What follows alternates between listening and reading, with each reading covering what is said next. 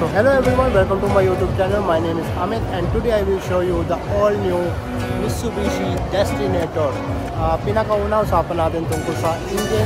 Mitsubishi Destinator comes with 1.9 liter 4-cylinder gasoline engine with CVT transmission. Next po, papakita ko sa exterior. So ganito po ang exterior na Mitsubishi Destinator. Pinakauna napansin kayo dito, meron siya very stylish headlights with daytime running lamps. Tapos very stylish front grille with Mitsubishi logo. Parang glass po ito. Tapos sa baba po meron napansin kayo, meron siya 360 view camera.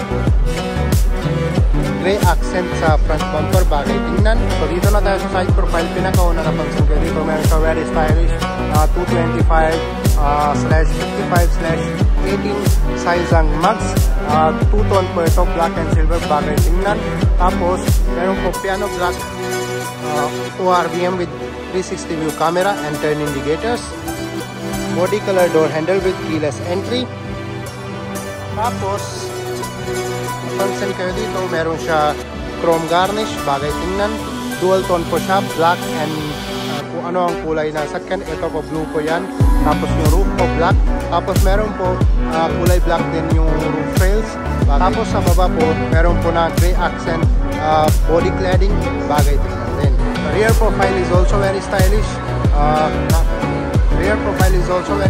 Pinakauna napansin kayo dito, meron siya shark fin antenna, integrated rear spoiler, defogger, rear wiper, Mitsubishi logo, may nakasulat na Destinator.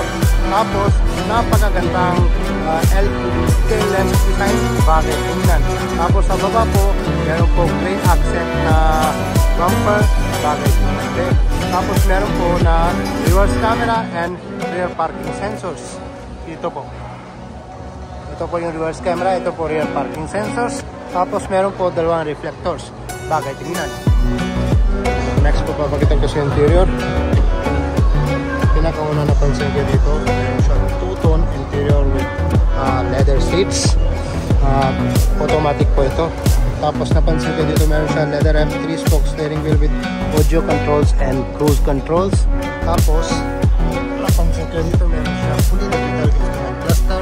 Tapos po yung 12 inches touchscreen display with Android Auto and Apple CarPlay. Aircon vents, tingnan. Automatic climate control. Tapos meron po dito na wireless charger. Ito po yung CVT transmission, push start stop, drive modes, electric parking brake. Tapos meron po dito na cup holder. Tapos meron dito na armrest. Glove box space dito. Ano to? Full glove box space. Tapos dito sa door panel, two-tone po siya. Tapos meron siya na all power window controls.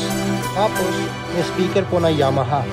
Good quality ang sounds. Tapos napansin kayo dito, meron siya panoramic sunroof. Dito po tayo sa second row. Bakit yun? Maluwag po.